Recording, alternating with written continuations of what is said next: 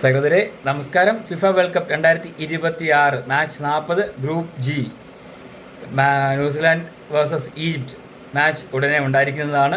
New Zealand കഴിഞ്ഞ മാച്ചിൽ ഇറാനുമായിട്ട് 2-2 draw പിടിക്കുകയും അതുപോലെ ഈജിപ്റ്റ് ബെൽജിയമായിട്ട് 1-1 ഡ്രോ പിടിക്കുകയാണ് ചെയ്തത് കേട്ടോ.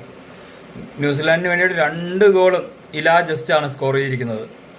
അതുപോലെ 2 അസിസ്റ്റും ക്യാപ്റ്റൻ ക്രിസ് വുഡാണ്. അപ്പോൾ ഈ 2 പേരും ഈജിപ്റ്റ് മാർക്ക് ചെയ്യേണ്ട പ്ലെയേഴ്സാണ്. കൂടെ മാർക്കോ സ്റ്റെമിനിക് ഉണ്ട്.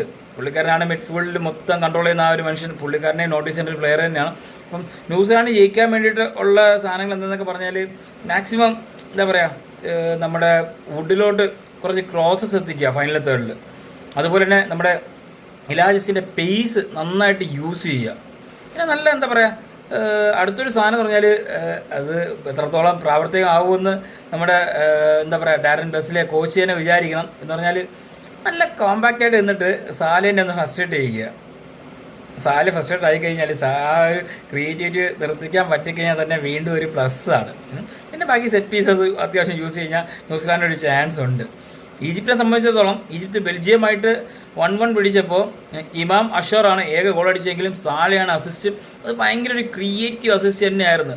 2 പേരെ ഡബിൾ ടീമിങ് സാല ചെയ്യുന്ന അറിഞ്ഞുകൊണ്ട് വലിച്ച് പുറത്തോട്ട് പോയിട്ട് എന്താ പറയുക അഷറിനെ ഒരു പാസ് കൊടുത്ത് ഗോളാക്കിയാണ്. അപ്പോൾ ആ സാധനം എന്താ ഈജിപ്തിന് ജയിക്കണമെന്നുണ്ടെങ്കിൽ സാലയ്ക്ക് ട്രാൻസിഷൻ സമയത്ത് കൂടുതൽ സ്പേസ് കൊടുക്കുക. ഇതുപോലെ അതായത് പെട്ടെന്ന് ഡിഫൻസിൽ നിന്ന് അറ്റാക്കിങ് മോളിലോട്ട് പോകുന്ന കൗണ്ടർ എങ്ങനെ പോകും വരും. സാലയ്ക്ക് പേസ് കൊടുത്ത് കളിപ്പിച്ച് കഴിഞ്ഞാൽ കുറച്ചുകൂടെ ഒരു സംഭവം ഉണ്ടാകും. അതുപോലെ പൊസിഷൻ പിടിക്കുന്ന സമയത്ത് അഷറും അറ്റിയയും തമ്മിലുള്ള ഒരു കോമ്പിനേഷൻ ഉണ്ട്. അവന്മാരും ഒരു ഹെവി തന്നെയാണ്. പിന്നെ നല്ലപോലെ എന്താ പറയുക പേസ് യൂസ് ചെയ്ത് ന്യൂസിലാൻഡിൻ്റെ സെൻട്രൽ ബാക്സിനെ പൊട്ടിക്കുക.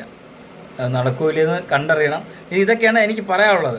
അതായത് അപ്പോൾ സെൻട്രൽ ബാക്സിൻ്റെ ഭാഗത്ത് മിസ്റ്റേക്ക് വന്നാൽ ഈ സാലി അഷറിനെ പോലത്തെ ഉള്ള ആൾക്കാർക്ക് പോയിട്ട് കയറി അടിക്കാനുള്ള ഒരു സാധ്യത കിട്ടാം എന്ന് വിശ്വസിക്കുന്നു. എന്തായാലും കളി കഴിഞ്ഞ് റിസൾട്ടായിട്ട് കാണാം. അതുവരേക്കും ബൈ.